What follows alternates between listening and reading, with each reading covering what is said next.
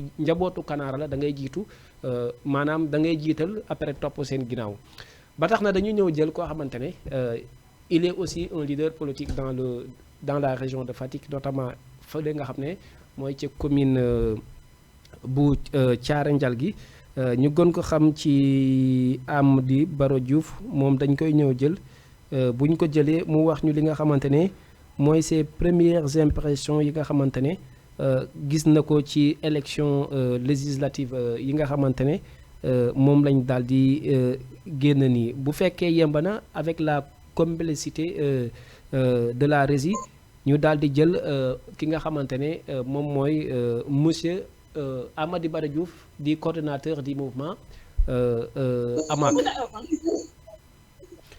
salaamualeykum. maaleykum salaam monsieur Cheikh Tidiane Diouf. ñu ngi lay ziare bu baax di la jox sa wàccuwaay monsieur Amady Bara Diouf. ñu ngi jëloo ziar bu baax a baax a baax. yaa ngi ci biir Jama TV en direct nga doon koo xamante ne da nga bokk ci allié Pastef yi les premières tendances yi nga xamante ne daal dinañ wàcc dans la région de Fatick avant ñu siy dugg mais d' abord nga nekk leader comme ñëpp tey naka nga dundee bés bi d' abord dem def sa droit civique exactement. waaw avant tout d' abord je félicite le comité électoral de la commune de Thiaré Ndialgui. Et di féliciter également le comité départemental. Et di féliciter également les responsables qui sont là avec moi au village. Dans mon bureau de vote di jaajëfal waa Mbamane yëpp. ñu leen alhamdulilah résultat yi vraiment génn na. kontaan nañ diñ ko buggee woon amee na noonu. donc la liste Pastef les Patriotes a remporté les élections ici au bureau de vote de Mbamane avec 86 voix. Voilà, donc vraiment maa ngi félicité ñëpp di gërëm ñëpp. waaw et c' est presque partout dans la commune. waaw Pastef moom moo remporté les bureaux de vote. à part le bureau de Ndielem où c' est ADL ànd jàppale liggéeykat yi. qui a battu avec 20 voix. sur Pastef voilà donc noonu daal la demee quoi pour le moment. voilà. tey ñu xam ne tey bu fekkee da ngeen doon xëccoo malgré y a des leaders yoo xam ne ci ngeen topp mais daa amoon loo xamante ne ñëpp la dualité entre vous les alliés ak ki nga xamante ne mooy le maire Badara Ndiaye léegi ñu gis ne dañ lay jox ay chiffres nga commenter ñu ko parce que dañ gis certains ci benn bureau de vote boo xam ne mu ngi ci biir Mbamane boo xoolee Pastef les Patriotes am nañ 86 voix mais boo demee ki nga xamante ne mooy àndal liggéey moom da ngay gis ne 18 voix la am jàmm ak njëriñ 30 voix ki nga xamante ne mooy takku wàllu 29 voix 43 voix pour Nafoore tey koo xamante ne il a bien réalisé dans sa commune mais ñàkkul ba tey empêché wul que dañ ko sanctionné négativement loolu ban gis-gis nga ci am politiquement. bon gis ma ci am mooy. c'est-à-dire on était parce que élection départementale là. Donc c'était pas une élection communale, c'est pas pour les communes. Donc c'était pour le département. Et que aussi comme c'est des élections départementales. Donc les réalités sociopolitiques day jouer. Parce que Nafoore xam nga Nafoore. boo duggee si commune Thiaré Ndialgui. lu mu am Mbamane du ko am fenn. mais Nafoore y a un fils du village qui est là.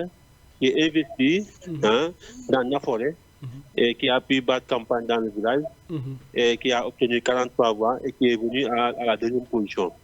C'est ça qui justifie maintenant la position de Nafoore dans le bureau de Mbamane. Maintenant, il y a aussi le maire, n'est-ce pas? Donc, si vous dites qu'il a réalisé, là, ça va tourner mal à l'oreille parce qu'il a été sanctionné ici dans le bureau de vote. Et ça également, les villageois, peut-être, ils ne sont pas contents de lui, n'est-ce pas? Donc, comme mon gars est content du monde, donc, en tout cas, à Ndielem, il nous a battu là-bas avec 20 voix. Donc, c'est pour dire que les voix avec lesquelles on l'a dépassé ici, donc compensent largement le niveau de Ndielem. Bon, demain, en Ndilatem, la coalition, la liste Pastef les Patriotes, a gagné avec un score fleuve, n'est-ce pas? Et partout dans la commune, c'est Pastef également qui a gagné. Donc, je pense qu'il a perdu lamentablement les élections dans la commune de Thiaré Ndialgui. Et là, ça vous dit quelque chose. Ok. On voudrait savoir exactement à part votre leader charismatique qui est le premier ministre Ousmane Sonko moom ci wàllu boppam tey lan mooy li nga xamante ne c'est des pions stratégiques yoo xamante ne teg ngeen ko ak li nga xamante ne moo leen may à la victoire yan mooy li nga xamante ne c'est des pas en avant ou des stratégies yoo xamante ne vous avez mis ça en place pour mën a am cette victoire qui est palpable aujourd'hui. waaw déjà Pastef ay un taux de pourcentage qui a été acceptable dans la commune. Donc on l'avait battu. Mais on savait qu'avec les alliés, on allait encore remonter également le pourcentage. Donc en quelque sorte élection yi élection alliée la woon laa doon wax te ñun alliés yi ñoo moom élection yi parce que il fallait dépasser le taux bi nga xam ne moom la parce que amoon ci élection présidentielle yi bien vrai que le taux de participation aux élections législatives day wàññeeku parce que élection législative élection présidentielle bokkuñu n'est-ce pas mais alhamdulilah Pastef a remporté les élections dans la commune de Thiaré Ndialgui. Au moment où aux élections présidentielles, il était venu en deuxième position. Voilà. Donc félicitations à tout le monde, aux gars de Pastef, félicitations également aux alliés. Machallah. Quel serait votre premier mot avant vraiment de céder? Bon, mon premier mot, c'est de remercier d'abord mon mouvement qui s'est vraiment donné en fond, surtout dans le village de Mbaman. Parce que Mbaman, à chaque élection, c'est des élections serrées, n'est-ce pas? Le premier gagné au minimum une dizaine de voix, n'est-ce pas?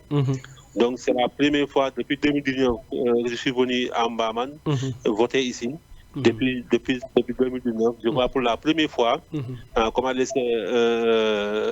une coalition ou bien une liste qui gagne avec plus de 40 voix. Voilà, donc vraiment c'est une première.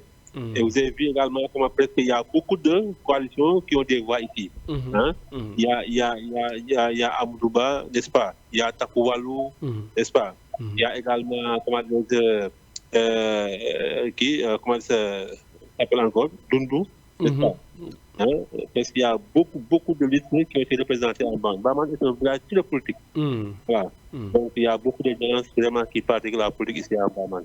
Mais n'empêche qu'il y a Pastef qui a vraiment gagné le but de vote de Mbaman. À nos sincères félicitations à vous aussi. Hein? Merci beaucoup. Nous notons également de ce que fait que le mouvement AMAC, qui est originaire de Mbaman, a accepté de s'allier à Pastef. Ça allait être vraiment peut-être autre chose, n'est-ce pas?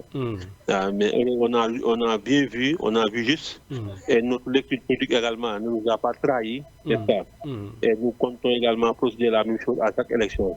Donc félicitations au mouvement AMAC, félicitations à la population de Mbaman, félicitations au comité électoral de Thiaré. Félicitations aux alliés de la liste Pastef. Machallah, machallah. Et merci beaucoup aussi, hein. Content nañ ci yow bu baax a baax. Merci beaucoup, monsieur Cheikh Tidiane Diouf. On est très content.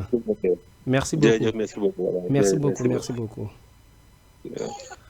ay ci mbokk yi ñoo ko gisandoo mu nekk le président du mouvement AMAC ñu gën ko xam ci monsieur Amady Bara Diouf mu nekk koo xamante ne nag ab woy politique la fële ci commune bu Thiaré Ndialgui dëkk ci village ca Mbambane foofu di nuyu ñëpp ñoo xamante ne tamit ñooñu doon bàyyi xel mu nekkoon loo xamante ne mënutu woon ñàkk parce que réew mi dañu doon ci réew moo xamante ne nit ki nee nañ bay ci sa woyu tànk rupture boo gisee ñi nga xamante ne mooy waa Pastef la mouvance présidentielle daal di koy incarner ñoom dañoo gis ne parce que ils ont réussi à évoquer un certain discours qui était rare d'abord quoi qu'on puisse dire il faut que nee nañ mbaam nit bu yore ay nopp yu gudd ne ko gudd na bu gàttee ne ko gàtt na mais quoi qu'on puisse dire Pastef a eu à réussir benn discours boo xamante ne il a éveillé la jeunesse sénégalaise ba tax na jàpp naa ne l'électorat jeune bi nga xamante ne mooy Pastef am na ko daf ko def dans la véracité dans la clarté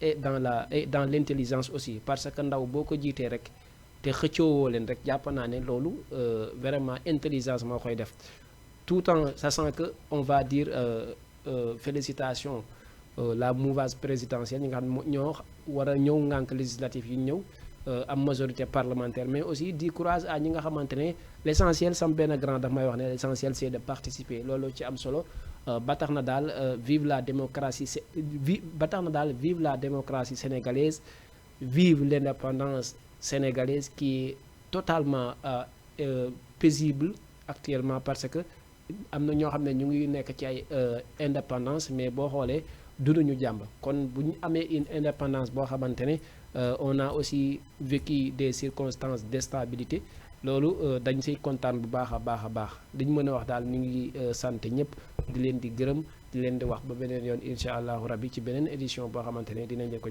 jagleel merci beaucoup à la régie monsieur le directeur di kontaan ci yéen bu baax a baax